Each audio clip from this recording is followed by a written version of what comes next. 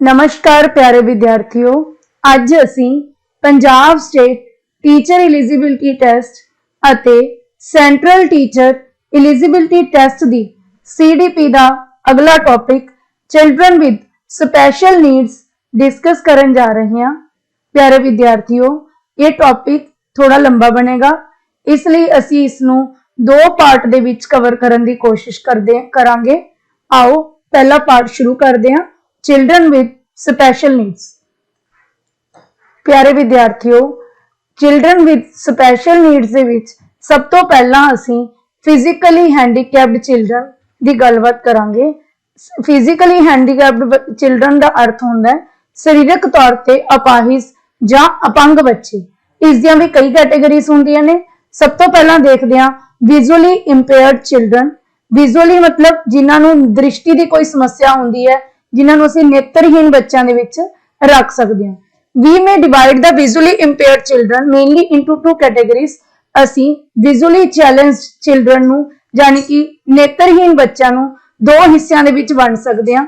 सब तो पहली कैटेगरी है ब्लाइंड, दूसरी है पार्शियल ब्लाइंड और पार्शियल सीइंग। यानी कि एक तो पूरी तरह अन्ने बच्चे जिन्होंने बिल्कुल दिखाई नहीं दिंदा, ते एक हुंदा अंशिक तौर पर अंधे बच्चे जिन्होंने थोड़ा घट दिखाई दिंदे।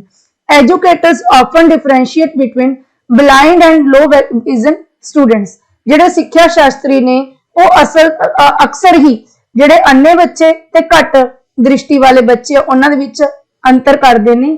A blind children is totally without site. एक जिहड़ा अन्ना बच्चा है उसनूं बिल्कुल दिखाई नहीं दिंदा, नजर तो सखना है। Most blind children learn to read Braille. तां अजिहे बच्चे पढ़ाई दे लई सीखण दे लई ब्रेल लिपि दी वरतों करदे ने। The first concern of education is to prevent blindness and by discovering and putting into effective ways and means of eliminate them. तो सब तो पहला जिहड़ा साडा सिੱਖਿਆ दे विच कंसर्न की है, साडा पहला सरोकार है कि असी ब्लाइंडनेस नूं रोकीए। जे है तो कारण लभ के जिहड़े कारण ब्लाइंडनेस कॉज करदे ने उन्हां नूं असी प्रभावशाली ढंग नाल दूर करिए। The second responsibility is to make adequate provision for this children which includes providing them medical assistance as well as seating arrangement at the front. पहला की है, आपां जिवें अक्सर गल करदे हां, prevention is better than cure. ठीक है जी, इलाज नालों परहेज चंगा। सब तो पहला असी की करना है, कोशिश करनी है ब्लाइंडनेस नूं कॉज नूं खत्म करन दी। जिहड़े कारण ने उन्हां दा पता लगा के खत्म करन दी कोशिश करनी है। सैकेंडली, अगर असी कोई बच्चा लोकेट कर लिया कि हाँ जी असी बच्चा लभ लिया, तो असी की करना है, उस बच्चे नूं स्पैशल अटेंशन देनी है। सब तो पहला डॉक्टरी सहायता देनी है। उस तो बाद असी उहदे नाल क्लास दे विच विशेष ट्रीटमेंट की करना है, उहनूं सिटिंग अरेंजमेंट है जिहड़ा फ्रंट दे उपर प्रोवाइड करना है ताकि वह अपनी दृष्टि के उपर ज्यादा जोर ना पावे। नैक्सट जिहड़ी कैटेगरी आउंदी है साडे कोल फिजिकली चैलेंज्ड बच्चों दे विच, that is hearing impaired children. जिहड़े कि सुनन तो सखने बच्चे ने, डेफ और हार्ड ऑफ हियरिंग, जां तां पूरे बोले जां जिन्हां नूं थोड़ा उच्चा सुनदा है। The disability of deaf children में range in severity from mild to profound. जिहड़ी इन्हां दी अपाहिजता अपंगता हैगी है वो बिल्कुल बौले बच्चों तो लैके बौले बच्चों की जिहड़ी रेंज है वो बहुत ज्यादा सिवियरिटी गंभीरता तो लैके हल्की या घट हो सकती है। A profoundly deaf person is usually understood to be someone whose disability precludes him from processing linguistic information। Mild होंदी है घट, प्रोफाउंड होंदी है बहुत ही ज्यादा। ठीक है, गंभीर। तो गंभीर तौर पर जिहड़ा बौला बंदा है वो किहड़ा हुंदा है, जिहड़ा कि किसी द्वारा कही हुई गल है जां जिहड़ी भाषा दे विच दित्ती गई जानकारी है उहनूं समझण दे विच असमर्थ हुंदा है। विद और विदाउट ए हियरिंग एड, बिना हियरिंग एड तो भी ते हियरिंग एड लगाउण तो बाद भी जिहड़ा भाषा नूं समझण तो असमर्थ है उसनूं असीं हियरिंग इंपेयर्ड दे विच लैणे through the sense of hearing. क्योंकि लिंग्विस्टिक इंफॉर्मेशन किवें मिल रही है इहनूं हियरिंग दी सेंस राहीं। पढ़ के तां इह गेन कर सकदा है, सिर्फ ते सिर्फ हियरिंग दे विच गेन नहीं कर सकदा। In terms of sensitivity, those whose loss in the range of 30 to 50 decibels are often classified as moderately deaf। जिन्हां दी जिहड़े 30 तो 50 डेसीबल तक दी रेंज लॉस्ट हो चुकी है उन्हां नूं असीं मॉडरेटली डेफ कहने आ। 50 to 80 ਡੈਸੀਬਲ ਦੀ ਜਿਹੜੇ ਰੇਂਜ ਚ ਆਉਂਦੇ ਨੇ, ਸਵੇਅਰਲੀ ਗੰਭੀਰ ਤੌਰ ਤੇ ਡੈਫ ਨੇ, and those who don't respond to sound lower than 80 to 100 decibel as profoundly deaf. ਜਿਹੜੇ 80 ਤੋਂ 100 ਵਾਲੀ ਜੇ ਡੈਸੀਬਲ ਦੀ ਆਵਾਜ਼ ਨੂੰ ਵੀ ਜਿਹੜੇ ਰਿਸਪੌਂਡ ਨਹੀਂ ਕਰਦੇ, ਇਹ ਬਹੁਤ ਜ਼ਿਆਦਾ ਸ਼ੋਰ ਵਾਲੀ ਆਵਾਜ਼ ਹੁੰਦੀ ਹੈ। 80 ਤੋਂ 100 ਆਮ ਜਿਹੜੇ ਕੰਨ ਦੀ ਰੇਂਜ ਹੁੰਦੀ ਹੈ ਉਹ 50 ਡੈਸੀਬਲ ਤੱਕ ਹੀ ਸੁਣ ਸਕਦਾ ਹੁੰਦਾ ਹੈ। 50 ਡੈਸੀਬਲ ਤੋਂ ਉੱਪਰਲੇ ਵਾਲੇ ਜਿਹੜੇ ਹੁੰਦੇ ਨੇ ਉਹਨੂੰ ਅਸੀਂ ਸ਼ੋਰ ਦੀ ਕੈਟਾਗਰੀ ਚ ਲੈਂਦੇ ਹਾਂ, ਠੀਕ ਹੈ।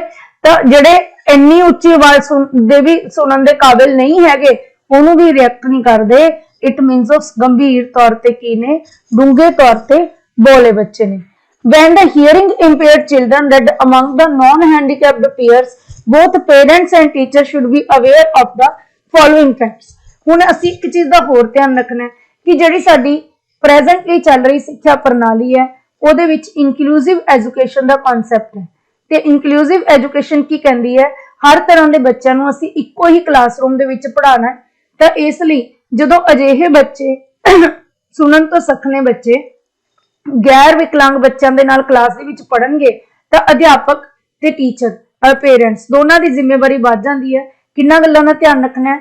The teacher should help the hearing impaired children in setting of the hearing aid. For this he must be well trained। ਅਧਿਆਪਕ ਜਿਹੜੀ ਬੱਚੇ ਦੇ ਹੀਅਰਿੰਗ ਏਡ ਲੱਗੀ ਹੋਈ ਹੈ ਉਹਨੂੰ ਸੈੱਟ ਕਰਨ ਦੇ ਵਿੱਚ, ਸਥਾਪਿਤ ਕਰਨ ਦੇ ਵਿੱਚ ਬੱਚੇ ਦੀ ਮਦਦ ਕਰੇਗਾ, ਠੀਕ ਹੈ। ਤੇ ਉਸ ਨੂੰ ਇਸ ਲਈ ਟ੍ਰੇਨਿੰਗ ਵੀ ਹੋਣੀ ਚਾਹੀਦੀ ਹੈ। Group discussion should be maintained inside and outside class through gestures, symbols and signs। Classroom ਦੇ ਵਿੱਚ ਵੀ ਤੇ ਬਾਹਰ ਵੀ ਜਿਹੜੀ ਸਮੂਹਿਕ ਚਰਚਾ ਬਣਾਈ ਰੱਖਣੀ ਚਾਹੀਦੀ ਹੈ। ਕਿਹਦੇ ਰਾਹੀਂ? ਜੈਸਟਰਸ ਰਾਹੀਂ, ਹਾਵ ਭਾਵ ਰਾਹੀਂ, ਸਿੰਬਲਸ ਰਾਹੀਂ, ਸੰਕੇਤਾਂ ਰਾਹੀਂ ਜਾਂ ਚਿੰਨ੍ਹਾਂ ਰਾਹੀਂ। Medical checkup of the disabled children must be done regular. ਅਪਾਹਿਜ ਬੱਚਿਆਂ ਦਾ ਜਿਹੜਾ ਮੈਡੀਕਲ ਚੈੱਕਅਪ ਹੈ ਨਿਯਮਿਤ ਤੌਰ ਤੇ ਹੋਣਾ ਚਾਹੀਦਾ ਹੈ। Special instruction and training should be provided to those children who are dictated as deaf। ਹੁਣ ਜਿਹੜੇ ਬੱਚਿਆਂ ਨੂੰ ਅਸੀਂ ਬੋਲੇ ਕਰਾਰ ਦੇਤਾ, ਜਿਨ੍ਹਾਂ ਨੂੰ ਬਿਲਕੁਲ ਸੁਣਾਈ ਨਹੀਂ ਦਿੰਦਾ, ਉਹਨਾਂ ਨੂੰ ਅਸੀਂ ਵਿਸ਼ੇਸ਼ ਤਰੀਕੇ ਨਾਲ ਇੰਸਟਰਕਸ਼ਨ ਜਾਂ ਟ੍ਰੇਨਿੰਗ ਹੈ ਜਿਹੜੀ ਪ੍ਰੋਵਾਈਡ ਕਰਨੀ ਹੈ। Guidance program should be arranged for the parents in the school to know their children better and the adjustment devices। ਅਜਿਹੇ ਬੱਚਿਆਂ ਦੇ ਮਾਪਿਆਂ ਲਈ ਵੀ ਸਕੂਲ ਦੇ ਵਿੱਚ ਗਾਈਡੈਂਸ ਪ੍ਰੋਗਰਾਮ ਆਰਗੇਨਾਈਜ਼ ਕੀਤੇ ਜਾਣੇ ਚਾਹੀਦੇ ਨੇ ਤਾਂ ਕਿ ਉਹ ਆਪਣੇ ਬੱਚਿਆਂ ਨੂੰ ਵਧੀਆ ਢੰਗ ਨਾਲ ਸਮਝ ਸਕਣ, ਜਾਣ ਸਕਣ ਤੇ ਉਹਨਾਂ ਨੂੰ ਜਿਹੜੇ ਡਿਵਾਈਸ ਮਿਲੇ ਨੇ ਉਹਨਾਂ ਦੀ ਐਡਜਸਟਮੈਂਟ ਦੇ ਵਿੱਚ ਮਦਦ ਕਰ ਸਕਣ। There should be a resource room in the normal school। ਜਦੋਂ ਅਸੀਂ ਇੰਟੀਗ੍ਰੇਟਡ ਇਨਕਲੂਸਿਵ ਐਜੂਕੇਸ਼ਨ ਦੀ ਗੱਲ ਕਰਦੇ ਹਾਂ ਤਾਂ ਉੱਥੇ ਰਿਸੋਰਸ ਰੂਮ ਦਾ ਕਨਸੈਪਟ ਆਉਂਦਾ ਹੈ। ਰਿਸੋਰਸ ਰੂਮ ਇੱਕ ਉਹ ਕਮਰਾ ਹੁੰਦਾ ਹੈ ਜਿੱਥੇ ਵਿਸ਼ੇਸ਼ ਲੋੜਾਂ ਵਾਲੇ ਬੱਚਿਆਂ ਦੀਆਂ ਲੋੜਾਂ ਦੀ ਪੂਰਤੀ ਲਈ ਜ਼ਰੂਰੀ ਸੰਸਾਧਨ ਰੱਖੇ ਜਾਂਦੇ ਨੇ।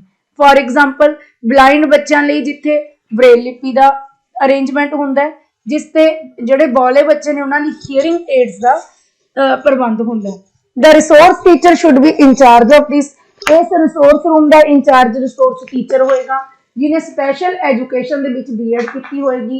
It should be big room, ਇੱਕ ਵੱਡਾ ਸਾਰਾ ਕਮਰਾ ਹੋਣਾ ਚਾਹੀਦਾ ਹੈ with effluent AIDS and equipment, ਜਿੱਥੇ ਬਹੁਤ ਸਾਰੀਆਂ ਏਡਸ ਤੇ ਸੰਸਾਧਨ ਹੋਣ। ਤੀਸਰੀ ਕੈਟੇਗਰੀ ਆਉਂਦੀ ਹੈ ਜੀ ਆਰਥੋਪੈਡਿਕਲੀ ਇੰਪੇਅਰਡ ਚਿਲਡਰਨ। ਆਰਥੋ ਮਤਲਬ ਜਿਹੜੇ ਹੱਡੀਆਂ ਦੇ ਤੌਰ ਤੇ ਇੰਪੇਅਰਡ ਨੇ, ਚੱਲ ਫਿਰ ਨਹੀਂ ਸਕਦੇ, ਹੱਥਾਂ ਬਾਹਾਂ ਤੋਂ ਕੰਮ ਨਹੀਂ ਕਰ ਸਕਦੇ। These orthopedically handicapped children have a heterogeneous group of disabilities। ਇਹਦੇ ਵਿੱਚ ਵੀ ਜਿਹੜੀਆਂ ਅਪੰਗਤਾਵਾਂ ਉਹਦੇ ਵਿੱਚ ਵੀ ਵੈਰਾਈਟੀ ਮਿਲਦੀ ਹੈ, ਕਿਸਮਾਂ ਮਿਲਦੀਆਂ। heterogeneous group ਹੈ ਇਹ। The crippled and polio stricken also belong to this category। ਜਿਹੜੇ ਬੱਚੇ ਅਪਾਹਿਜ ਹੁੰਦੇ ਨੇ, crippled ਮਤਲਬ ਜਿਹੜੇ ਪੈਰਾਂ ਤੇ ਨਹੀਂ ਤੁਰ ਕੇ ਚੱਲ ਸਕਦੇ, ਤੇ ਜਿਨ੍ਹਾਂ ਨੂੰ ਪੋਲੀਓ ਦਾ ਸ਼ਿਕਾਰ ਹੁੰਦੇ ਨੇ ਜਿਹੜੇ ਬੱਚੇ ਇਸੇ ਕੈਟੇਗਰੀ ਦੇ ਵਿੱਚ ਆਉਂਦੇ ਨੇ, ਕਿਉਂਕਿ ਪੋਲੀਓ ਇੱਕ ਐਸਾ ਵਾਇਰਸ ਹੈ ਜਿਹੜੀ ਸਾਡੀਆਂ ਲਿੰਬਸ ਦੇ ਉੱਪਰ ਅਟੈਕ ਕਰਦਾ ਹੈ। The orthopedic impaired children are affected by their muscular or skeletal system। ਇਹਨਾਂ ਦੀ ਮਾਸਪੇਸ਼ੀਆਂ ਜਾਂ ਹੱਡੀਆਂ ਦੇ ਸਿਸਟਮ ਦੀ ਪ੍ਰੋਬਲਮ ਹੁੰਦੀ ਹੈ ਤੇ ਸੈਂਟਰਲ ਨਰਵਸ ਸਿਸਟਮ ਜਿਹੜਾ ਕਿ ਸਾਡੀਆਂ ਹੱਡੀਆਂ ਜਾਂ ਮਾਸਪੇਸ਼ੀਆਂ ਤੋਂ ਨਰਵਸ ਰਾਹੀਂ ਜਿਹੜਾ ਮੈਸੇਜ ਆ ਬ੍ਰੇਨ ਤੱਕ ਲੈ ਕੇ ਜਾਂਦਾ ਹੈ, ਜਾਂ ਫਿਰ ਉਸ ਸਿਸਟਮ ਦੇ ਵਿੱਚ ਪ੍ਰੋਬਲਮ ਹੈ ਜਿਹਦੇ ਕਰਕੇ ਸਾਡੀਆਂ ਹੱਡੀਆਂ ਸਾਡੇ ਦਿਮਾਗ ਤੋਂ ਮੈਸੇਜ ਪ੍ਰਾਪਤ ਨਹੀਂ ਕਰਦੀਆਂ, ਕੋਆਰਡੀਨੇਸ਼ਨ ਉਹਨਾਂ ਦੀ ਨਹੀਂ ਹੁੰਦੀ। In this case the children lost their mobility। ਉਹ ਆਪਣੀ ਜਿਹੜੀ ਮੋਬਿਲਿਟੀ ਹੈ, ਗਤੀਸ਼ੀਲਤਾ ਖੋ ਦਿੰਦੇ ਨੇ, ਐਂਡ ਮੂਵਮੈਂਟ ਤੇ ਇੱਕ ਥਾਂ ਤੋਂ ਦੂਜੀ ਥਾਂ ਤੇ ਜਾਣਾ in daily life। Crippled children are those who lost their any body part due to accident। Crippled children ਉਹ ਹੁੰਦੇ ਨੇ ਅਪਾਹਿਜ ਬੱਚੇ ਜਿਹੜੇ ਕਿ ਕਿਸੇ ਕਾਰਨ ਆਪਣੀ ਬੋਡੀ ਕਿਸੇ ਦੁਰਘਟਨਾ ਦੇ ਵਿੱਚ ਕੋਈ ਆਪਣਾ ਬੋਡੀ ਪਾਰਟ ਖੋ ਚੁੱਕੇ ਨੇ। ਇਨ Indian context the children due to the onset and infection of poliomyelitis, most of them are being paralyzed, creates serious problems in the society। ਭਾਰਤੀ ਸੰਦਰਭ ਦੇ ਵਿੱਚ ਜਿਹੜੀ ਪੋਲੀਓਮਾਈਲਿਟਿਸ ਨਾਂ ਦੀ ਸਮੱਸਿਆ ਹੈ ਇਹ ਇੱਕ ਤਰ੍ਹਾਂ ਦੀ ਇਨਫੈਕਸ਼ਨ ਹੁੰਦੀ ਹੈ ਜਿਹੜੀ ਕਿ ਬੱਚੇ ਦੇ ਵਿੱਚ ਪੈਰਾਲਾਈਜ਼ਡ ਹੁੰਦਾ ਹੈ, ਜਿਹਨੂੰ ਅਧਰੰਗ ਹੋ ਜਾਂਦਾ ਹੈ, ਕ੍ਰੀਏਟ ਕਰਦੀ ਹੈ, ਜਿਹੜੀ ਕਿ ਅੱਗੇ ਸੋਸਾਇਟੀ ਦੇ ਵਿੱਚ ਗੰਭੀਰ ਸਮੱਸਿਆ ਬਣਦੀ ਹੈ। Most of ਦੋਸ children face either in there legs ਔਰ ਇਨ हैंड्स। जिथों ऑर्थो की गल आ गई, मूवमेंट की गल आ गई, तो उत्थे जिहड़ी प्रॉब्लम होएगी जां लत्तां दे नाल जुड़ी हुई होएगी जां हत्थां दे नाल। Education of orthopedically impaired children, orthopedically impaired children की हुण जिहड़ी सिक्ख्या की गल करिए, educational needs of such children are common with normal children. इन्हां दे जिहड़े विद्यक लोड़ां दे विच कोई फर्क नहीं है क्योंकि मैंटली तौर पर यह तंदुरुस्त ने, तो इन्हां दीयां जिहड़ियां विद्यक लोड़ां ने आम बच्चों वर्गियां ही ने। In spite of this, such children must be treated with love and sympathy in the classroom to prevent them from emotional and social adjustment problems। No doubt they are mentally sound, उन्हां दा IQ अच्छा है, they can be seated with the normal children, पर फिर भी इन्हां बच्चों दे विच क्योंकि इन्हां दे अंदर हीन भावना पैदा हो जाती है, इसलिए क्लासरूम दे विच एक अध्यापक नूं इन्हां नूं प्यार ते सद्भावना दे नाल ट्रीट करना चाहिए ताकि इन्हां नूं भावनात्मक ते समाजिक समायोजन दे विच कोई समस्या ना आवे। Crippled children must be trained properly to deal with specific needs. जिहड़े अजिहे बच्चे हुंदे ने उन्हां नूं इस चीज़ लई तैयार किया जाना चाहिए ताकि वह अपनी विशेष लोड़ां दे नाल नजिठ सकन। नैक्सट कैटेगरी आउंदी है जी फिजिकली चैलेंज बच्चों दी किस्मां पढ़न तो बाद। उपर असीं पढ़ लिया विजुअली इंपेयर्ड हो सकते हैं, ठीक है, हीयरिंग इंपेयर्ड हो सकते हैं, ऑर्थोपैडिकली इंपेयर्ड हो सकते हैं, होर भी बहुत तरह के हो सकते हैं। असीं मेन कैटेगरीज की गल कर रहे हैं जिहड़े बच्चे सानूं आम देखण नूं मिलदे ने। अगली कैटेगरी है जी मेंटली रिटार्डेड चिल्ड्रन। इहदे विच जिहड़े मानसिक तौर ते पछड़े हुए बच्चे आउंदे ने जिन्हां दा IQ आम बच्चों नालों घट हुंदा है। A child who is low in achievement level of his age group is called mentally retarded children. वो बच्चा जिहदा कि प्राप्ति का पद्धर अपने एज ग्रुप दे नालों नीवा हुंदा है उन्हां नूं असीं मेंटली रिटार्डेड चिल्ड्रन कह दिंदे हां। Mental retardation is a term used to identify unobserved performance deficit। मानसिक रुकावट वो शब्द है जिहड़ा कि जदों बच्चे का प्रदर्शन घट हुंदा है तां पहचान च आउंदा है, यानी कि यह परफॉर्मेंस तो ही बच्चे दी तो सानू पता लग जाता है कि बच्चा मानसिक पद्धर ते पछड़िया हुआ है। It is a condition failure to demonstrate age appropriate intellectual and social behaviour. यह एक अजिही अवस्था होंदी है जिहदे विच बच्चा अपने हम बना दे लैवल का मानसिक बौद्धिक ते समाजिक बिहेवियर शो करन दे योग नहीं हुंदा। अगे आउंदा जी टाइप्स ऑफ मेंटल रिटार्डेशन। जिवें आपां फिजिकली हैंडीकैप दे विच कैटेगरीज पढ़ियां सी, मेंटल रिटार्डेड दे विच बच्चे दे IQ दे बेस दे उपर उन्हां दी क्लासिफिकेशन कीती जांदी है। सब तो पहली कैटेगरी आउंदी है जी एजुकेबल और माइल्ड रिटार्डेशन। जिन्हां बच्चों दे विच जिहड़ी मेंटल लैवल बहुत घट पिछे हुंदा है, यानी कि बहुत थोड़ा जिहा फर्क हुंदा आम बच्चों नालों, उन्हां नूं असीं माइल्ड रिटार्डेशन दे विच लैंदे आ जां फिर इन्हां दी कैटेगरी नूं असीं एजुकेबल कहंदे आ क्योंकि इन्हां नूं सिक्खियत कीता जा सकदा है, एजुकेशन दित्ती जा सकदी है। Mild retarded children are often referred to by educators as educable mentally retarded children, comprise those who lie at the upper end of mentally retarded children।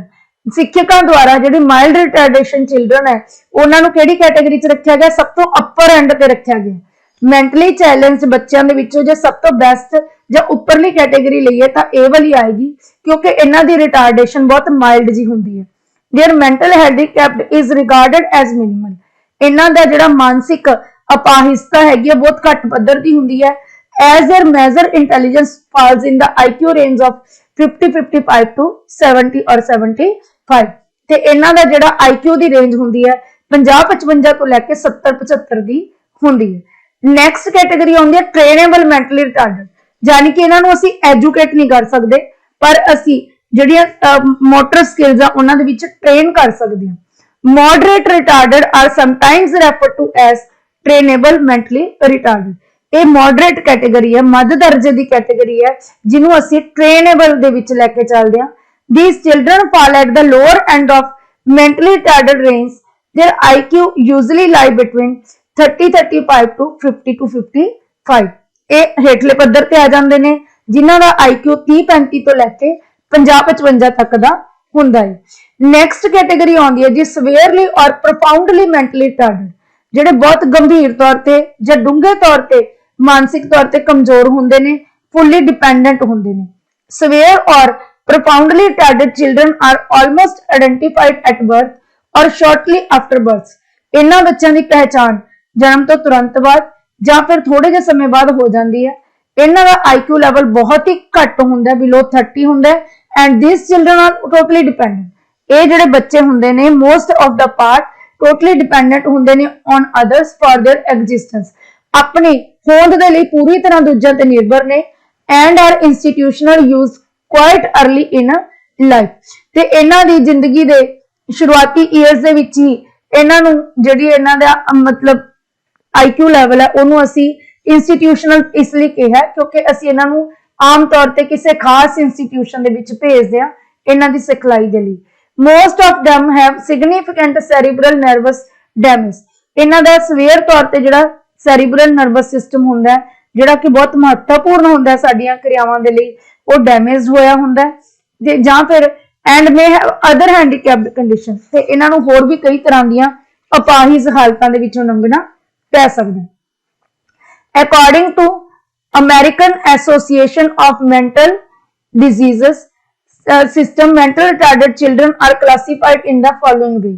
ਜਿਹੜੀ ਅਮਰੀਕਾ ਦੀ ਇਹ ਏਜੰਸੀ ਹੈ ਇਹਨੇ ਕਿਵੇਂ ਇਹਨਾਂ ਨੂੰ ਕਲਾਸੀਫਾਈ ਕੀਤਾ ਹੈਗਾ, ਸਭ ਤੋਂ ਪਹਿਲਾਂ ਜਿਹਨੂੰ ਅਸੀਂ ਮਾਈਲਡ ਜਾਂ ਰਿਟਾਰਡਡ ਕਿਹਾ ਸੀ ਉਸ ਤੋਂ ਉੱਪਰਲੀ ਕੈਟਾਗਰੀ ਇਹਨਾਂ ਨੇ ਰੱਖੀ ਹੈ ਬਾਰਡਰ ਲਾਈਨ, ਜਿਹੜੇ ਨਾਰਮਲ ਬੱਚਿਆਂ ਚ ਆਉਂਦੇ ਨੇ ਪਰ ਸਲੋ ਲਰਨਰ ਨੇ, ਠੀਕ ਹੈ, ਆਮ ਕਲਾਸ ਦੇ ਵਿੱਚ ਪੜ ਰਹੇ ਨੇ ਆਮ ਬੱਚਿਆਂ ਦੇ ਨਾਲ ਪਰ ਬਹੁਤ ਦੇਰੀ ਨਾਲ ਸਿੱਖਦੇ ਨੇ। IQ ਰੇਂਜ ਹੈਗੀ 70 ਤੋਂ 75। ਫਿਰ ਉਹੀ ਮਾਈਲਡ ਰਿਟਾਰਡੇਸ਼ਨ ਜਿਹਦੀ ਅਸੀਂ ਗੱਲ ਕੀਤੀ ਸੀ 55 ਤੋਂ 70 ਵਾਲੇ, ਇਹਨਾਂ ਨੂੰ ਜਿਹੜੀ ਐਜੂਕੇਸ਼ਨਲ ਸਾਈਕੋਲੋਜੀ ਦੇ ਵਿੱਚ ਮੋਰੋਨਸ ਦਾ ਨਾਮ ਦਿੱਤਾ ਜਾਂਦਾ ਹੈ। ਮੋਡਰੇਟ ਜਿਹੜੀ ਆਪਾਂ ਕੈਟਾਗਰੀ ਪੜ੍ਹੀ ਸੀ, ਠੀਕ ਹੈ, 40 ਤੋਂ 55, ਉੱਥੇ ਆਪਾਂ 35 ਤੋਂ 50-55 ਕਰੀ ਸੀ, ਇਹਨਾਂ ਨੂੰ ਇੰਬੇਸਾਈਲਸ ਕਿਹਾ ਜਾਂਦਾ ਹੈ। ਜਿਹੜੇ ਸਵੇਅਰਲੀ ਰਿਟਾਰਡਡ ਨੇ ਇਹ ਵੀ ਇੰਬੇਸਾਈਲ ਦੀ ਕੈਟਾਗਰੀ 'ਚ ਹੀ ਆਉਂਦੇ ਨੇ। ਇਹਨਾਂ ਦਾ IQ ਰੇਂਜ 25 ਤੋਂ 40 ਹੈਗੀ ਹੈ, ਯਾਨੀ ਕਿ ਇੰਬੇਸਾਈਲ ਦੀ ਜਿਹੜੀ ਰੇਂਜ ਆ 25 ਤੋਂ ਲੈ ਕੇ 50-55 ਤੱਕ ਹੋ ਸਕਦੀ ਹੈ। ਨੈਕਸਟ ਆਉਂਦੇ ਨੇ ਜੀ ਇਡੀਅਟਸ, ਪ੍ਰੋਫਾਉਂਡਲੀ ਗੰਭੀਰ ਤੌਰ ਤੇ ਡੂੰਘੇ ਤੌਰ ਤੇ ਰਿਟਾਰਡਡ, ਜਿਨ੍ਹਾਂ ਦਾ IQ 25 ਤੋਂ ਘੱਟ ਹੁੰਦਾ ਹੈ, ਜਿਨ੍ਹਾਂ ਨੂੰ ਅਸੀਂ ਆਮ ਤੌਰ ਤੇ ਕਹਿੰਦੇ ਜਿਹੜੇ ਫੁੱਲੀ ਡਿਪੈਂਡੈਂਟ ਨੇ। ਸਭ ਤੋਂ ਪਹਿਲਾਂ ਅਸੀਂ ਇਹਨਾਂ ਨੂੰ ਆਇਡੈਂਟੀਫਾਈ ਕਰਾਂਗੇ, ਫਿਰ ਇਹਨਾਂ ਦੇ ਲਈ ਅਪਰੋਪਰੀਏਟ ਟੈਕਨੀਕਸ ਦੀ ਵਰਤੋਂ ਕਰਾਂਗੇ। ਅਸੀਂ ਦੇਖਣਾ ਕਿ ਸਾਡਾ ਬੱਚਾ ਕਿਹੜੀ ਕੈਟਾਗਰੀ ਦੇ ਵਿੱਚ ਫਾਲ ਕਰਦਾ ਹੈ। Identification of the educable mentally retarded children, when it is suspected that child is an educable mental retarded, ਜਦੋਂ ਪਤਾ ਲੱਗਾ ਵੀ ਸਿੱਖਿਅਕ ਹੈਗਾ, ਮਾਨਸਿਕ ਤੌਰ ਤੇ ਪਿਛੜਿਆ ਪਰ ਸਿੱਖਿਆ ਦਿੱਤੀ ਜਾ ਸਕਦੀ ਹੈ, it is collective efforts of the parents, teacher, medical officers, psychologists and social workers to help in identifying the children. ਤਾਂ ਅਜਿਹੇ ਬੱਚਿਆਂ ਦੀ ਪਹਿਚਾਣ ਦੇ ਵਿੱਚ ਸਾਰਿਆਂ ਨੂੰ ਆਪਣੀ ਬਣਦੀ ਭੂਮਿਕਾ, ਚਾਹੇ ਉਹ ਮਾਪੇ ਨੇ, ਚਾਹੇ ਅਧਿਆਪਕ ਨੇ, ਚਾਹੇ ਡਾਕਟਰੀ ਅਧਿਕਾਰੀ ਨੇ, ਚਾਹੇ ਮਨੋਵਿਗਿਆਨੀ ਨੇ, ਚਾਹੇ ਸਮਾਜ ਸੇਵੀ ਨੇ, ਉਹਨਾਂ ਨੂੰ ਇਹਨਾਂ ਬੱਚਿਆਂ ਦੀ ਪਹਿਚਾਣ ਜ਼ਰੂਰ ਕਰ ਲੈਣੀ ਚਾਹੀਦੀ ਹੈ, ਆਪਣਾ ਬਣਦਾ ਰੋਲ ਅਦਾ ਕਰਨਾ ਚਾਹੀਦਾ ਹੈ। ਨੈਕਸਟ ਇਹਨਾਂ ਲਈ ਟੀਚਿੰਗ ਸਟ੍ਰੈਟੇਜੀਜ਼ ਕੀ ਨੇ? There are various programs, training techniques and treatment have been developed to meet the needs of educable mentally retarded children. ਬਹੁਤ ਸਾਰੇ ਤਰ੍ਹਾਂ ਦੇ ਪ੍ਰੋਗਰਾਮ ਨੇ, ਟ੍ਰੇਨਿੰਗ ਟੈਕਨੀਕਸ ਨੇ ਇਹਨਾਂ ਦੇ ਨਾਲ ਟ੍ਰੀਟ ਕਰਨ ਦੀਆਂ। Some of research findings suggest greater effectiveness of concrete objects and experiences rather than words alone. ਫਿਰ ਵੀ ਰਿਸਰਚ ਖੋਜਕਰਤਾਵਾਂ ਨੇ ਕੀ ਕਿਹਾ ਕਿ ਅਜਿਹੇ ਬੱਚਿਆਂ ਦੇ ਨਾਲ ਪ੍ਰਭਾਵਸ਼ਾਲੀ ਢੰਗ ਨਾਲ ਨਜਿੱਠਣ ਦੇ ਲਈ ਜ਼ਿਆਦਾਤਰ ਕੰਕਰੀਟ ਠੋਸ ਵਸਤੂਆਂ ਦੇ ਉੱਪਰ ਤੇ ਅਨੁਭਵਾਂ ਦੇ ਉੱਪਰ ਜ਼ੋਰ ਦੇਣਾ ਚਾਹੀਦਾ, ਨਾ ਕਿ ਸ਼ਬਦਾਂ ਦੇ ਉੱਪਰ। It has been also proved to be very effective to use the teaching machines for meeting the individual needs of the retarded. ਇਹਨਾਂ ਦੀਆਂ ਸਿੱਖਣ ਸੰਬੰਧੀ ਵਿਅਕਤੀਗਤ ਲੋੜਾਂ ਦੀ ਪੂਰਤੀ ਦੇ ਲਈ ਅਧਿਆਪਨ ਮਸ਼ੀਨਾਂ ਦਾ ਵੀ ਪ੍ਰਯੋਗ ਬਹੁਤ ਪ੍ਰਭਾਵਸ਼ਾਲੀ ਹੋ ਸਕਦਾ ਹੈ।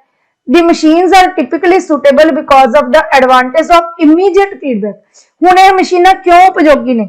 ਕਿਉਂਕਿ ਇਹ ਨਾਲੋਂ ਨਾਲ ਫੀਡਬੈਕ ਪ੍ਰਦਾਨ ਕਰਦੀਆਂ, ਨੌਲੇਜ ਆਫ ਰਿਜ਼ਲਟਸ ਦਿੰਦੀਆਂ ਐਂਡ ਰੀਇਨਫੋਰਸਮੈਂਟ, ਨਾਲ ਨਾਲ ਬੱਚੇ ਨੂੰ ਜੇ ਠੀਕ ਜਵਾਬ ਹੈ ਤਾਂ ਸ਼ਾਬਾਸ਼ੀ ਵਗੈਰਾ ਦੇ ਕੇ ਅੱਗੇ ਵੀ ਵਧਾਉਂਦੀਆਂ, ਠੀਕ ਹੈ। gained through programmed approach, they tend to rise the level of motivation as they can deliver tangible rewards for given correct responses and for completing a sequence of study। ਇਹ ਕਿਉਂਕਿ ਬੱਚੇ ਨੂੰ ਨਾਲ ਨਾਲ ਰੀਇਨਫੋਰਸਮੈਂਟ ਦਿੰਦੀਆਂ ਨੇ, ਪੋਜ਼ਿਟਿਵ ਰੀਇਨਫੋਰਸਮੈਂਟ ਦਿੰਦੀਆਂ ਨੇ, ਮੋਟੀਵੇਸ਼ਨਲ ਡਿਵਾਈਸ ਦੇ ਤੌਰ ਤੇ ਕੰਮ ਕਰਦੀਆਂ ਨੇ ਮਸ਼ੀਨਾਂ। ਇਸ ਲਈ ਇਹ ਬੱਚੇ ਨੂੰ ਅਧਿਐਨ ਪੂਰਾ ਕਰਨ ਦੇ ਵਿੱਚ, ਸਹੀ ਜਵਾਬ ਦੇਣ ਦੇ ਵਿੱਚ ਮਦਦਗਾਰ ਸਾਬਿਤ ਹੁੰਦੀਆਂ ਨੇ। ਅਗਲੀ ਸਾਡੀ ਕੈਟੇਗਰੀ ਆਉਂਦੀ ਹੈ ਜੀ ਗਿਫਟਡ ਜਾਂ ਟੈਲੈਂਟਡ ਚਿਲਡਰਨ। ਟੈਲੈਂਟਡ ਹੁੰਦੇ ਨੇ ਜਿਨ੍ਹਾਂ ਦੇ ਵਿੱਚ ਪ੍ਰਤਿਭਾ ਹੁੰਦੀ ਹੈ, ਠੀਕ ਹੈ ਜੀ। A gifted child is mainly an exceptional children. ਇਹਨੂੰ ਅਸੀਂ ਅਲੱਗ ਤਰ੍ਹਾਂ ਦਾ, ਐਕਸੈਪਸ਼ਨਲ, ਵੱਖਰਾ, ਵਿਲੱਖਣ ਬੱਚਾ ਕਹਿੰਦੇ ਆ। According to Kirk, the exceptional children is that who deviates from the average or normal child in mental, physical or social characteristics to such an extent that he requires a modification of school practice or a special educational service in order to develop his maximum capacity। ਕਿਰਕ ਦੇ according ਇੱਕ ਜਿਹੜਾ ਵਿਲੱਖਣ ਬੱਚਾ ਉਹ ਹੁੰਦਾ ਜਿਹਦੀਆਂ ਕਿ ਮਾਨਸਿਕ, ਸਰੀਰਕ, ਸਮਾਜਿਕ ਵਿਸ਼ੇਸ਼ਤਾਵਾਂ ਇਸ ਦਰ ਤੱਕ, ਇਸ ਅਵਧੀ ਤੱਕ, ਇਸ ਹੱਦ ਤੱਕ ਅਲੱਗ ਹੁੰਦੀਆਂ ਨੇ ਕਿ ਸਿੱਖਿਆ ਦੇ ਖੇਤਰ ਦੇ ਵਿੱਚ ਉਹਨੂੰ ਵਿਸ਼ੇਸ਼ ਸਰਵਿਸ ਦੀ ਜ਼ਰੂਰਤ ਹੁੰਦੀ ਹੈ ਤਾਂ ਕਿ ਉਹ ਆਪਣੇ ਆਪ ਦਾ ਪੂਰਾ ਵਿਕਾਸ ਕਰ ਸਕੇ। Normally gifted children are superior in reasoning power to that of other children. ਇਹ ਤਰਕ ਦੇ ਤੌਰ ਤੇ, ਤਰਕਿਕ ਸ਼ਕਤੀ ਦੇ ਤੌਰ ਤੇ ਦੂਜੇ ਬੱਚਿਆਂ ਦੇ ਨਾਲੋਂ ਸੁਪੀਰੀਅਰ ਹੁੰਦੇ ਨੇ, ਵਧੀਆ ਹੁੰਦੇ ਨੇ, ਉੱਤਮ ਹੁੰਦੇ ਨੇ। ਦੇ ਪੋਜੈਸ IQ ਆਫ 170। ਇਹਨਾਂ ਦਾ ਜਿਹੜਾ ਮਾਨਸਿਕ ਪੱਧਰ ਹੈ 170 ਤੋਂ ਵੱਧ ਹੁੰਦਾ ਹੈ। And sometimes it has been found once a million who have IQs above 120। 1 million ਵਿੱਚੋਂ ਇੱਕ ਬੱਚਾ ਅਜਿਹਾ ਹੁੰਦਾ ਜਿਹਦਾ ਜਿਹੜਾ IQ ਹੈ 190 ਤੱਕ ਹੋ ਸਕਦਾ ਹੈ। ਹੁਣ ਇਹਨਾਂ ਦੀਆਂ ਕਰੈਕਟਰਿਸਟਿਕਸ ਦੀ ਜੇ ਗੱਲ ਕਰੀਏ ਤਾਂ ਪ੍ਰਤਿਭਾਸ਼ਾਲੀ ਬੱਚੇ, ਜਦੋਂ ਅਸੀਂ ਗੱਲ ਕਰਾਂਗੇ ਤਾਂ ਇਹਨਾਂ ਦੇ ਵਿੱਚ ਸਕਾਰਾਤਮਕ ਤੇ ਨਕਾਰਾਤਮਕ ਦੋਵੇਂ ਤਰ੍ਹਾਂ ਦੀਆਂ ਵਿਸ਼ੇਸ਼ਤਾਵਾਂ ਨੇ। ਉਹਦਾ ਕਾਰਨ ਕਿਉਂਕਿ એનર્ਜੀ ਓਵਰਲੋਡ ਹੈ। ਪੋਜ਼ਿਟਿਵ ਕਰੈਕਟਰਿਸਟਿਕਸ ਦੇ ਵਿੱਚ ਕੀ ਹੈ? ਲਰਨਸ ਰੈਪਿਡਲੀ ਐਂਡ ਈਜ਼ੀਲੀ, ਬਹੁਤ ਤੇਜ਼ੀ ਨਾਲ, ਆਸਾਨੀ ਨਾਲ ਸਿੱਖ ਜਾਂਦਾ ਹੈ। ਰਿਟੇਨ ਵਟ ਦੇ ਲਰਨ ਵਿਦਾਊਟ ਮਚ ਡਰਿਲ, ਬਹੁਤ ਜ਼ਿਆਦਾ ਪ੍ਰੈਕਟਿਸ ਤੋਂ ਬਿਨਾਂ ਵੀ ਜੋ ਸਿੱਖਦਾ ਯਾਦ ਰੱਖਦਾ ਹੈ।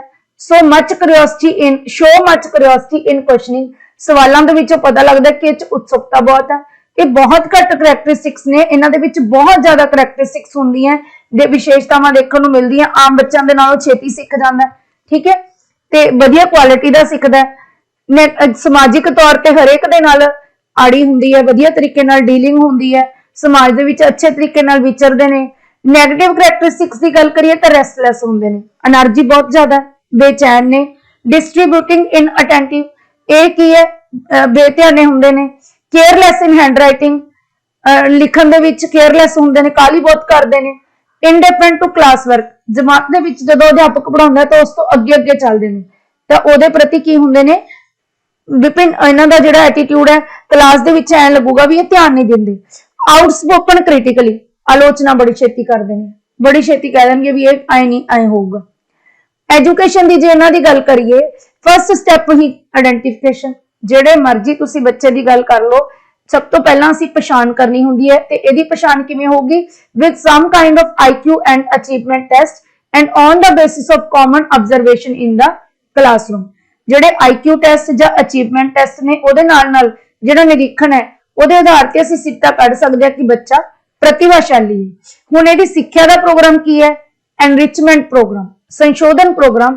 ਐਨਰਿਚਮੈਂਟ ਕੀ ਹੁੰਦਾ? ਜਿਹੜੇ ਕੰਮ ਪਹਿਲਾਂ ਤੋਂ ਚੱਲ ਰਹੇ ਹੈ ਉਹਦੇ ਵਿੱਚ ਕੁਝ ਨਵਾਂ ਐਡ ਕਰ ਦਈਏ। Facilities the gifted children to study a subject more sincerely and disciplined manner than the average child in the class। ਇੱਕ ਕੰਮ ਅਸੀਂ ਆਮ ਬੱਚਿਆਂ ਨੂੰ ਦਿੰਨੇ ਆ, ਉਹਦੇ ਵਿੱਚ ਜੇ ਕੁਝ ਸਪੈਸ਼ਲ ਐਡ ਕਰ ਦਈਏ ਤਾਂ ਜਿਹੜਾ ਇਹ ਪ੍ਰਤਿਭਾਸ਼ਾਲੀ ਬੱਚੇ ਨੇ ਜ਼ਿਆਦਾ ਵਧੀਆ ਤਰੀਕੇ ਨਾਲ, ਇਮਾਨਦਾਰੀ ਨਾਲ, ਅਨੁਸ਼ਾਸਿਤ ਤਰੀਕੇ ਨਾਲ ਕੰਮ ਕਰ ਸਕਦੇ ਨੇ।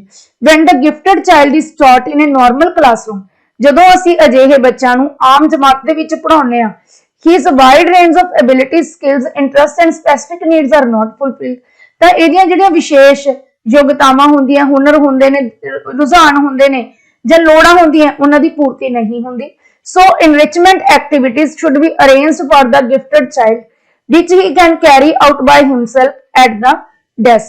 ਇਸ ਲਈ ਸੁਝਾਅ ਦਿੱਤਾ ਜਾਂਦਾ ਹੈ ਕਿ ਇਹਨਾਂ ਬੱਚਿਆਂ ਦੇ ਲਈ ਸੰਸ਼ੋਧਨ ਪ੍ਰੋਗਰਾਮ ਜ਼ਰੂਰ ਲਾਗੂ ਕੀਤੇ ਜਾਣੇ ਚਾਹੀਦੇ ਨੇ।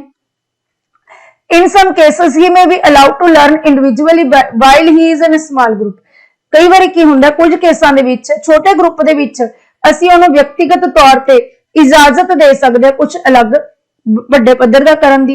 The teacher should stimulate the interest of the child, selecting books and material useful for his progress।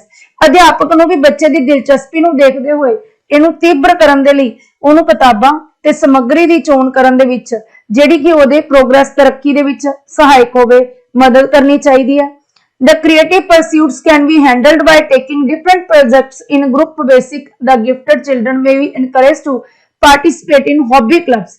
ਜਿਹੜੇ ਕ੍ਰੀਏਟਿਵ ਇਹਨਾਂ ਦੇ ਵਿੱਚ ਕੁਝ ਰਚਨਾਤਮਕਤਾ ਹੈ ਉਹਨੂੰ ਅਸੀਂ ਅਲੱਗ-ਅਲੱਗ ਪ੍ਰੋਜੈਕਟਸ ਦੇ ਵਿੱਚ ਗਰੁੱਪਾਂ ਦੇ ਵਿੱਚ ਲਗਾ ਕੇ ਟੈਕਲ ਕਰ ਸਕਦੇ ਹਾਂ। ਠੀਕ ਹੈ, ਇਸ ਤੋਂ ਇਲਾਵਾ ਇਹਨਾਂ ਨੂੰ ਵੱਖਰੇ-ਵੱਖਰੇ hobby club, self initiate learning ਦੇ ਵਿੱਚ ਪਾਰਟਿਸਿਪੇਟ ਕਰਾ ਕੇ ਬੱਚਿਆਂ ਦਾ ਇੰਟਰਸਟ ਹੈ ਜਿਹੜਾ ਉਹ ਸਟਿਮੂਲੇਟ ਕੀਤਾ ਜਾ ਸਕਦਾ ਹੈ। And in other creative works which will excel his creative talents। यानी कि जे ਤੁਹਾਡਾ ਗਿਫਟਡ ਬੱਚਾ ਗਿਫਟਡ ਦੇ ਨਾਲ ਕ੍ਰੀਏਟਿਵ ਵੀ ਹੈ, ਕੁਝ ਨਵਾਂ ਕਰਨ ਦੀ ਉਹਦੇ ਵਿੱਚ ਹੈ ਪਾਵਰ, ਕੁਝ ਯੋਗਤਾ ਹੈ, ਤਾਂ ਸਾਨੂੰ ਜ਼ਰੂਰ ਉਸ ਜਿਹੜੀ ਪਾਵਰ ਹੈ ਉਹਦੇ ਅੰਦਰ ਜਿਹੜੇ ਗੁਣ ਨੇ ਉਹਨਾਂ ਨੂੰ ਉਜਾਗਰ ਕਰਨਾ ਚਾਹੀਦਾ ਹੈ, ਪ੍ਰੋਪਰਲੀ ਚੈਨਲਾਈਜ਼ ਕਰਨਾ ਚਾਹੀਦਾ ਹੈ ਤਾਂ ਕਿ ਉਹਦੀ એનર્ਜੀ ਹੈ ਜਿਹੜੀ ਉਹ ਪੋਜ਼ਿਟਿਵਲੀ ਯੂਜ਼ ਹੋਵੇ ਨਾ ਕਿ negatively। next ਜਿਹੜੀ ਕੈਟਾਗਰੀ ਆਉਂਦੀ ਹੈ ਬੱਚਿਆਂ ਦੀ that is creative children, very important। ਰਚਨਾਤਮਕ ਬੱਚੇ। मीनिंग ऑफ क्रिएटिविटी ਦੀ ਸਭ ਤੋਂ ਪਹਿਲਾਂ ਤਾਂ ਗੱਲ ਕਰ ਲੈਂਦੇ ਹਾਂ ਕਿਉਂਕਿ ਰਚਨਾਤਮਕ ਬੱਚਿਆਂ ਦਾ ਪਤਾ ਹੋਣ ਤੋਂ ਪਹਿਲਾਂ ਸਾਨੂੰ ਪਤਾ ਹੋਣਾ ਚਾਹੀਦਾ ਕਿ ਰਚਨਾਤਮਕਤਾ ਕੀ ਹੁੰਦੀ ਹੈ। creativity has a predominant role in the field of human knowledge। ਜੇ ਅਸੀਂ ਮਨੁੱਖੀ ਗਿਆਨ ਦੇ ਖੇਤਰ 'ਚ ਗੱਲ ਕਰੀਏ ਤਾਂ ਰਚਨਾਤਮਕਤਾ ਦੀ ਬਹੁਤ ਪ੍ਰਮੁੱਖ ਭੂਮਿਕਾ ਹੈ। It is the capacity of the individual to think differently, which was previously unknown to the person concerned and others। ਆਮ ਤੌਰ ਤੇ ਇਹ ਇੱਕ ਅਜਿਹੀ ਯੋਗਤਾ ਹੁੰਦੀ ਹੈ ਜਿਹਦੇ ਕਰਕੇ ਅਸੀਂ ਦੂਜਿਆਂ ਨਾਲੋਂ ਵਿਭਿੰਨ ਸੋਚਦੇ ਹਾਂ ਤੇ ਉਹ ਚੀਜ਼ ਲੱਭਦੇ ਹਾਂ ਜਿਹੜੀ ਕਿ ਉਸ ਖੇਤਰ ਨਾਲ ਜੁੜੇ ਹੋਏ ਬੰਦਿਆਂ ਨੂੰ ਪਹਿਲਾਂ ਜਿਸ ਤੋਂ ਉਹ ਅਣਜਾਣ ਸੀ। ਯਾਨੀ ਕਿ ਕਿਸੇ ਫੀਲਡ ਦੇ ਵਿੱਚ ਬਹੁਤ ਸਾਰੇ ਬੰਦੇ ਕੰਮ ਕਰ ਰਹੇ ਨੇ, ਜਦੋਂ ਅਚਾਨਕ ਇੱਕ ਬੰਦਾ ਨਵੀਂ ਗੱਲ ਦੱਸਦਾ ਜਿਹੜੀ ਕਿ ਪਹਿਲਾਂ ਕਿਸੇ ਨੇ ਸੋਚੀ ਨਹੀਂ ਕੀਤੀ ਨਹੀਂ, ਉਸ ਨੂੰ ਅਸੀਂ ਕ੍ਰੀਏਸ਼ਨ ਦਾ ਨਾਮ ਦੇ ਦਿੰਦੇ ਹਾਂ। It leads to the origin of new and novel ideas to attain some uncommon goal। ਕਿਸੇ ਵਿਸ਼ੇਸ਼ ਟੀਚੇ ਦੀ ਪ੍ਰਾਪਤੀ ਦੇ ਲਈ ਨਵੇਂ ਤੇ ਨਵੀਨ ਆਈਡੀਆਜ਼ ਜਦੋਂ ਉਤਪੰਨ ਹੁੰਦੇ ਨੇ ਤਾਂ ਉਹ ਕ੍ਰੀਏਟੀਵਿਟੀ ਕਹਾਉਂਦੀ ਹੈ। It is a process as well as product। ਹੁਣ ਕ੍ਰੀਏਟੀਵਿਟੀ ਇੱਕ ਪ੍ਰਕਿਰਿਆ ਵੀ ਹੈ ਤੇ ਇੱਕ ਉਤਪਾਦ ਵੀ ਹੈ। Creativity and intelligence। Creativity and intelligence are not synonymous। ਜੇ ਅਸੀਂ ਰਚਨਾਤਮਕਤਾ ਤੇ ਬੁੱਧੀ ਦੀ ਗੱਲ ਕਰੀਏ ਤਾਂ ਇਹ ਸਮਾਨਾਰਥੀ ਨਹੀਂ ਹੈਗੇ। It is presumed that a creative individual may be highly intelligent। ਇੱਕ ਰਚਨਾਤਮਕ ਬੱਚਾ ਬਹੁਤ ਇੰਟੈਲੀਜੈਂਟ ਵੀ ਹੋ ਸਕਦਾ ਹੈ, ਬਹੁਤ ਜ਼ਿਆਦਾ ਬੁੱਧੀਮਾਨ ਹੋ ਸਕਦਾ ਹੈ, but all intelligent persons may or may not be creative thinkers। ਪਰ ਸਾਰੇ ਇੰਟੈਲੀਜੈਂਟ ਬੱਚੇ, ਬੁੱਧੀਮਾਨ ਬੱਚੇ ਕ੍ਰੀਏਟਿਵ ਨਹੀਂ ਹੋ ਸਕਦੇ। ਕਈ ਵਾਰ ਬੱਚੇ ਉਨੀ ਕੀ ਗੱਲ ਸਮਝ ਪਾਉਂਦੇ ਨੇ ਜਿੰਨੀ ਕੁ ਉਹਨਾਂ ਨੂੰ ਦੱਸੀ ਗਈ ਹੈ, ਪਰ ਆਪਣੇ ਦਿਮਾਗ ਤੋਂ ਨਵੀਂ ਉਪਜ ਪੈਦਾ ਨਹੀਂ ਕਰਦੇ। Though the highly intelligent and highly creative children are treated as gifted। ਦੋਵੇਂ ਹੀ ਜਿਹੜੇ ਬੱਚੇ ਬਹੁਤ ਇੰਟੈਲੀਜੈਂਟ ਹੋਣ ਜਾਂ ਬਹੁਤੇ ਕ੍ਰੀਏਟਿਵ ਹੋਣ, ਦੋਨਾਂ ਨੂੰ ਅਸੀਂ ਗਿਫਟਡ ਕਹਿੰਦੇ ਆ ਕਿਉਂਕਿ ਇਹਨਾਂ ਨੂੰ ਗॉड ਗਿਫਟ ਮਿਲਿਆ, ਕਿਸੇ ਨੂੰ ਕ੍ਰੀਏਟੀਵਿਟੀ ਮਿਲੀ ਹੈ, ਕਿਸੇ ਨੂੰ ਇੰਟੈਲੀਜੈਂਸ ਮਿਲੀ ਹੈ। They differ in their abilities to such extent that the discrimination between them obvious easy। ਕਹਿੰਦੇ ਕਈ ਵਾਰੀ ਤਾਂ ਉਹ ਇੰਨੇ ਕੁ ਜ਼ਿਆਦਾ ਅਲੱਗ-ਅਲੱਗ ਹੁੰਦੇ ਨੇ ਯੋਗਤਾਵਾਂ ਦੇ ਵਿੱਚ ਕ੍ਰੀਏਟਿਵ ਤੇ ਇੰਟੈਲੀਜੈਂਟ ਬੱਚੇ ਕਿ ਇਹਨਾਂ ਨੂੰ ਦੇ ਵਿੱਚ ਜਿਹੜਾ ਵਿਤਕਰਾ ਉਹ ਸਪਸ਼ਟ ਦਿਖਾਈ ਦਿੰਦਾ ਜਿਹੜਾ ਇਹਨਾਂ 'ਚ ਡਿਫਰੈਂਸ ਹੈ। In a research study, it has been found that there is zero correlation between creativity and intelligence। ਖੋਜ ਤੋਂ ਪਤਾ ਲੱਗਿਆ ਕਿ ਦੋਵਾਂ ਧਾਰਨਾਵਾਂ ਦੇ ਵਿੱਚ ਜਿਹੜਾ ਸਹਿ ਸੰਬੰਧ ਹੈ ਜ਼ੀਰੋ ਹੈ। ਯਾਨੀ ਕਿ ਜ਼ਰੂਰੀ ਨਹੀਂ ਕਿ ਕ੍ਰੀਏਟਿਵ ਬੱਚਾ ਜਿਹੜਾ ਹਾਈਲੀ ਇੰਟੈਲੀਜੈਂਟ ਹੋਵੇ, ਪਰ ਇੱਕ ਮਿਨੀਮਮ ਲੈਵਲ ਇੰਟੈਲੀਜੈਂਸ ਦਾ ਹੋਣਾ ਜ਼ਰੂਰੀ ਹੈ ਤੇ ਬਹੁਤ ਹੀ ਹਾਈਲੀ ਇੰਟੈਲੀਜੈਂਟ ਬੱਚੇ ਲਈ ਜ਼ਰੂਰੀ ਨਹੀਂ ਕਿ ਉਹ ਕ੍ਰੀਏਟਿਵ ਹੋਵੇ। Normally creativity relates high with divergent thinking. ਕਿਉਂ? ਕਾਰਨ ਕਿਉਂ ਹੈ ਇਹ ਅਲੱਗ ਹੋਣ ਦਾ ਕਾਰਨ ਕੀ ਹੈ? ਦੋਨਾਂ 'ਚ ਕੋਰਿਲੇਸ਼ਨ ਕਿਉਂ ਨਹੀਂ ਪਾਇਆ ਜਾਂਦਾ? ਕਿਉਂਕਿ ਕ੍ਰੀਏਟੀਵਿਟੀ ਜਿਹੜੀ ਉਹ ਜੁੜੀ ਹੋਈ ਹੈ ਡਾਈਵਰਜੈਂਟ ਥਿੰਕਿੰਗ ਦੇ ਨਾਲ, ਵੱਖੋ ਵੱਖਰੀ ਸੋਚ, ਇੱਕ ਪੁਆਇੰਟ ਤੇ ਵੱਖਰਾ ਵੱਖਰਾ ਸੋਚਣਾ। ਐਂਡ ਇੰਟੈਲੀਜੈਂਸ ਤੇ ਬੁੱਧੀ ਦਾ ਕੀ ਮੀਨਿੰਗ ਹੈ? ਕੋਰਿਲੇਟਸ ਵਿਦ ਹਾਈ ਕਨਵਰਜੈਂਟ ਥਿੰਕਿੰਗ। ਇਹ ਜਿਹੜੀ ਹੈ ਕਨਵਰਜੈਂਟ ਥਿੰਕਿੰਗ ਯਾਨੀ ਕਿ ਇੱਕੋ ਹੀ ਪੁਆਇੰਟ ਤੋਂ ਸੋਚਣਾ ਉਹਦੇ ਨਾਲ ਸੰਬੰਧਿਤ ਹੁੰਦੀ ਹੈ। ਅੱਗੇ ਕ੍ਰੀਏਟਿਵ ਚਿਲਡਰਨ ਦੀ ਗੱਲ ਕਰਦੇ ਆ, ਇਹਨਾਂ ਦੀਆਂ ਕੀ ਵਿਸ਼ੇਸ਼ਤਾਵਾਂ ਨੇ। ਕ੍ਰੀਏਟਿਵ ਚਿਲਡਰਨ ਆਰ ਨਾਰਮਲੀ ਡਾਈਵਰਜੈਂਟ ਇਨ ਨੇਚਰ। ਉੱਪਰ ਅਸੀਂ ਗੱਲ ਕੀਤੀ ਹੈ ਕਿ ਕ੍ਰੀਏਟਿਵ ਥਿੰਕਿੰਗ ਕਾਦੇ ਤੇ ਆਧਾਰਿਤ ਹੁੰਦੀ ਹੈ? ਡਾਈਵਰਜੈਂਟ ਥਿੰਕਿੰਗ ਤੇ। ਤਾਂ ਜਿਹੜੇ ਕ੍ਰੀਏਟਿਵ ਬੱਚੇ ਹੁੰਦੇ ਨੇ ਉਹਨਾਂ ਦੀ ਥਿੰਕਿੰਗ ਡਾਈਵਰਜੈਂਟ ਹੁੰਦੀ ਹੈ। In a classroom, it has been found that 10% of students show creative activity। ਜਿਹੜਾ ਇੱਕ ਮੋਟਾ ਜਿਹਾ ਸਰਵੇਖਣ ਸਿੱਖਿਆ ਸ਼ਾਸਤਰੀਆਂ ਨੇ ਕੀਤਾ ਹੈ, ਉਹਦੇ ਵਿੱਚੋਂ ਇਹ ਨਿਕਲ ਕੇ ਆਇਆ ਕਿ ਹਰੇਕ ਕਲਾਸ ਦੇ 10% ਬੱਚੇ, ਯਾਨੀ ਕਿ ਜੇ 40 ਬੱਚੇ ਨੇ ਤਾਂ 4, 20 ਨੇ ਤਾਂ 2 ਬੱਚੇ, ਉਹਨਾਂ ਦੇ ਵਿੱਚ ਕੁਝ ਨਾ ਕੁਝ ਕ੍ਰੀਏਟਿਵ ਐਬਿਲਿਟੀ ਜ਼ਰੂਰ ਹੋਏਗੀ। This can be identified in the following manner। ਹੁਣ ਇਹਨਾਂ ਬੱਚਿਆਂ ਨੂੰ ਆਇਡੈਂਟੀਫਾਈ ਕਿਵੇਂ ਕਰਨਾ ਹੈ? They always seem to be full of new ideas pertaining to most subjects। देखो नाल ਉਹਦੀਆਂ ਵਿਸ਼ੇਸ਼ਤਾਵਾਂ ਵੀ ਹੋ ਜਾਣਗੀਆਂ ਹੀ, ਨਾਲ ਉਹਦੀ ਆਇਡੈਂਟੀਫਿਕੇਸ਼ਨ ਵੀ ਹੋ ਜਾਏਗੀ, ਕਿਉਂਕਿ ਆਇਡੈਂਟੀਫਿਕੇਸ਼ਨ ਵਿਸ਼ੇਸ਼ਤਾਵਾਂ ਦੇ ਆਧਾਰ ਤੇ ਹੀ ਹੁੰਦੀ ਹੈ। ਤਾਂ ਇਹ ਕੀ ਕਹਿੰਦਾ ਕਿ ਹਮੇਸ਼ਾ ਕੀ ਲੱਗੂਗਾ ਕਿ ਵੱਖਰੇ ਵੱਖਰੇ ਵਿਸ਼ਿਆਂ ਦੇ ਨਾਲ ਇਹਨਾਂ ਦੇ ਨਵੀਨ ਆਈਡੀਆਜ਼ ਹੋਣਗੇ। They invent things of creative original story, plays, poetry, tunes, sketches and so on। ਰਚਨਾਤਮਕਤਾ ਦੇ ਪੱਖ ਤੋਂ ਕੁਝ ਵੀ ਕਰ ਸਕਦੇ ਨੇ, ਕਹਾਣੀਆਂ, ਨਾਟਕ, ਕਵਿਤਾ, ਟਿਊਨਸ, ਧੁਨ, ਸਕੈਚ ਵਗੈਰਾ ਬਣਾ ਸਕਦੇ ਨੇ, ਕੁਝ ਵੀ ਨਵਾਂ ਕਰ ਸਕਦੇ ਨੇ। ਯਾਨੀ ਕਿ ਇੱਕ ਫੀਲਡ ਨਾਲ ਕ੍ਰੀਏਟੀਵਿਟੀ ਰਿਲੇਟਡ ਨਹੀਂ ਹੈਗੀ, ਕ੍ਰੀਏਟੀਵਿਟੀ ਖੁਦ ਇੱਕ ਕੀ ਹੈ, ਮਲਟੀ ਡਿਸਿਪਲਿਨ ਵਿਸ਼ਾ ਹੈ। They can use material word or ideas in new ways. Even ਕਿ ਜਿਹੜੇ ਬੱਚੇ ਨੇ, ਕ੍ਰੀਏਟਿਵ ਬੱਚੇ ਨੇ, ਉਹ ਨਵੀਂ ਸਮੱਗਰੀ, ਨਵੇਂ ਸ਼ਬਦ ਤੇ ਨਵੇਂ ਵਿਚਾਰਾਂ ਦਾ ਆਦਾਨ ਪ੍ਰਦਾਨ ਕਰਕੇ ਉੱਪਰ ਥੱਲੇ ਲਾ ਕੇ ਨਵੀਂ ਕ੍ਰੀਏਸ਼ਨ ਕਰ ਸਕਦੇ ਨੇ। They are able to put 2 or more ideas together to get new ideas। ਉਹ ਪੁਰਾਣੇ ਜਿਹੜੇ 2 ਜਾਂ 2 ਤੋਂ ਵੱਧ ਵਿਚਾਰ ਨੇ, ਉਹਨਾਂ ਤੋਂ ਕਿਸੇ ਨਵੇਂ ਵਿਚਾਰ ਦਾ ਵੀ ਪ੍ਰਤੀਪਾਦਨ ਕਰ ਸਕਦੇ ਨੇ, ਯਾਨੀ ਕਿ ਪੁਰਾਣੀ ਚੀਜ਼ ਨੂੰ ਨਵਾਂ ਰੂਪ ਦੇ ਸਕਦੇ ਨੇ। They see flaws in things। ਚੀਜ਼ਾਂ ਦੇ ਵਿੱਚ ਖਾਮੀਆਂ ਦੇਖਦੇ ਨੇ, including their own works।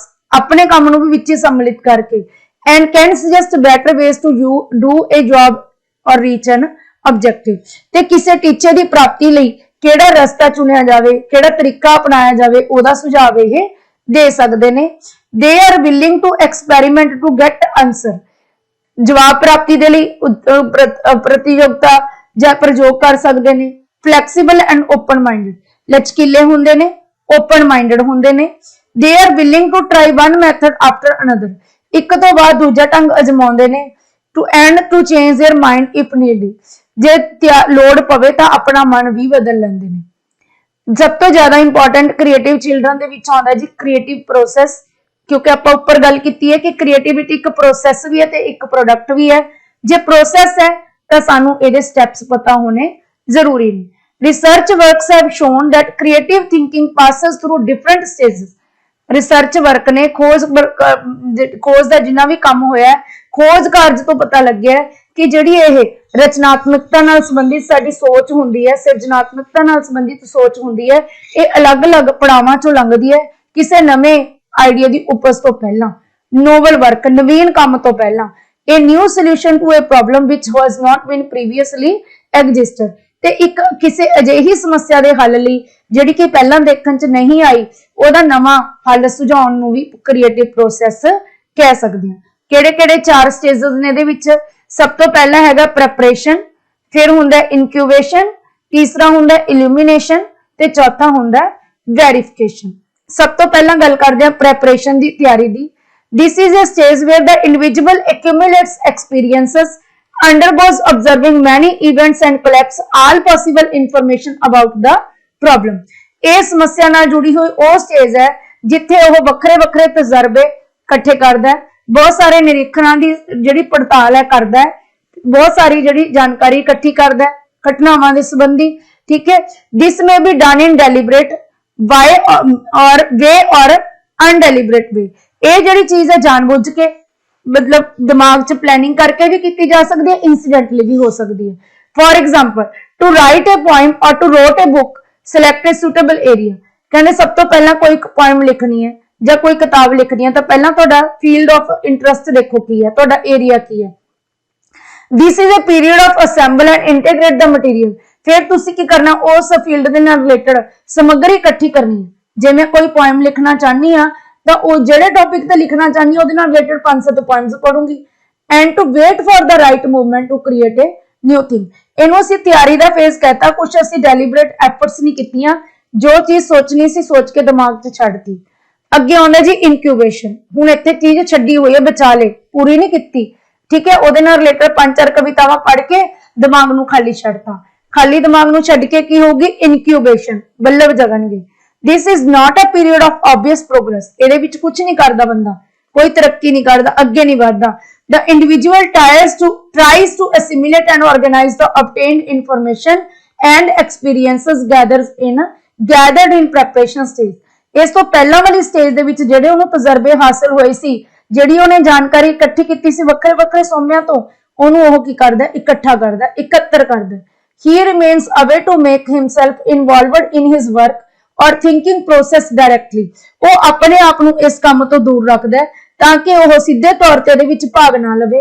Rather ਬਜਾਏ ਇਸ ਦੇ ਕੀ ਕਰਦਾ ਹੈ, ਅਨਕੌਂਸ਼ੀਅਸ ਥਾਟਸ ਇਵੋਕ ਇਨ ਮਾਈਂਡ, ਜਿਹੜਾ ਉਹਦਾ ਅਚੇਤਨ ਮਨ ਹੈ ਉਹਦੇ ਵਿੱਚ ਪ੍ਰਕਿਰਿਆ ਚੱਲਦੀ ਰਹਿੰਦੀ ਹੈ, ਵਿਚਾਰ ਉਪਜਦੇ ਰਹਿੰਦੇ ਨੇ ਇਨ ਕਨੈਕਸ਼ਨ ਵਿਦ ਦਾ ਪ੍ਰੋਬਲਮ, ਸਮੱਸਿਆ ਦੇ ਨਾਲ ਜੁੜੇ ਹੋਏ।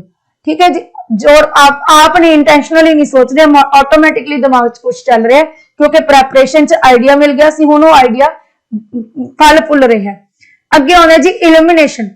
ਇਲੂਮੀਨੇਸ਼ਨ ਅਚਾਨਕ जो मैं करना चाह रही सी मैं कर लिया, मैं पोएम लिखण दी किन्ने दिनों तो कोशिश कर रही सी, अचानक मौका मिलिया मेरे तो लिखी गई, मैनू पता ही नहीं लग्या। This is a period of sudden flash of insight, अचानक तुहाडी बुद्धि ने फ्लैश लाइट मारी भी लभ गया। The solution comes to the mind, जिहड़ा आंसर सी हल सी दिमाग च आ गया। ऑफ द पर्सन सडनली एकदम आ जाता है, either while he is busy at work or taking rest in a relax hour. ਕੰਮ ਟਾਈਮ ਦੀ ਕੋਈ ਲਿਮਿਟ ਨਹੀਂ ਹੈ, ਚਾਹੇ ਕੰਮ ਕਰਦਾ ਹੋਵੇ ਚਾਹੇ ਵਿਹਲਾ ਪਿਆ ਹੋਵੇ, ਸੋਲੂਸ਼ਨ ਕਿਸੇ ਵੀ ਟਾਈਮ ਮਨ ਦੇ ਵਿੱਚ ਆ ਜਾਂਦਾ ਹੈ। The new idea dances in mind, ਹੁਣ ਇਹ ਦਿਮਾਗ 'ਚ ਨੱਚਦਾ idea. And the happiness knows no bound to start the work, ਤੇ ਮਨ ਦੇ ਵਿੱਚ ਇੰਨੀ ਖੁਸ਼ੀ ਹੁੰਦੀ ਹੈ ਕਿ ਕੰਮ ਸ਼ੁਰੂ ਕਰਨ ਲੱਗਿਆ ਦੇਰ ਹੀ ਨਹੀਂ ਲੱਗਦੀ।